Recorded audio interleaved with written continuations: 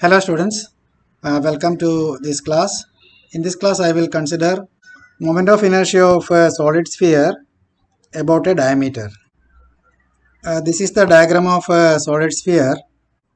Here we will be using the formula of a circular disc to calculate the moment of inertia of the sphere. This is a sphere of radius r.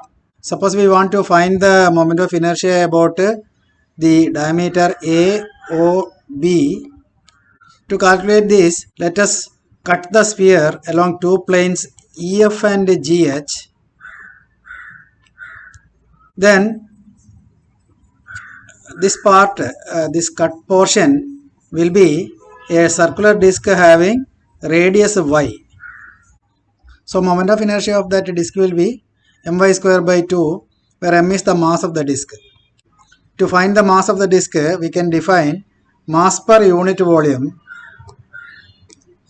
of the disc. Suppose that is rho, then since the density is mass by volume, mass will be volume into density, this. And volume of the disc will be area of the disc pi y square into height. Height is dx. Here you can see the height is dx. So pi y square dx rho will be the mass of the disc EFGH. So moment of inertia is my square by 2. So this is the moment of inertia.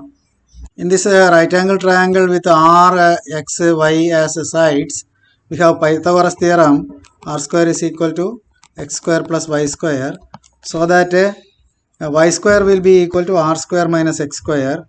That can be substituted in this equation. So this y square and y square are there, so they are combined to get y raised to 4, which will be equal to r square minus x square whole square. Now we may think that the entire sphere is made up of so many such discs. Starting from A, you can have several discs, and you can sum the moment of inertia of all such discs from A to B. So that will be given by integral minus r to r di. Substituting for di, we will get this, and since the integrand is an even function, you can see x square and x raised to 4 are there, and here only 1. So it is an even function.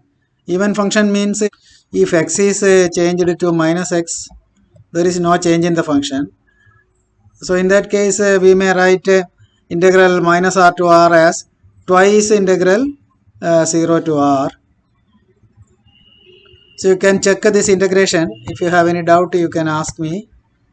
And finally you will get this 8 by 15 pi rho r raised to 5. Now let us substitute for this rho, which is mass per unit volume. If total mass is m, and we know that volume of the sphere is 4 by 3 pi r cube, so m by 4 by 3 pi r cube will be equal to rho, and if you substitute that, then you will get a moment of inertia of the sphere about a diameter is 2 by 5 mr square. Now let us consider moment of inertia of the solid sphere about a tangent to surface, which I have shown here. This is the tangent. Here we can use parallel axis theorem, because if we consider a parallel axis passing through the center, then it will be the diameter. So this is along the diameter, and we have the parallel axis theorem. I is equal to ICM plus MA square, and ICM is the formula which we have derived just now. It is 2 by 5 mr square plus m into distance between the axes square. You can see the distance between axes here, and that is equal to r, so m into r square.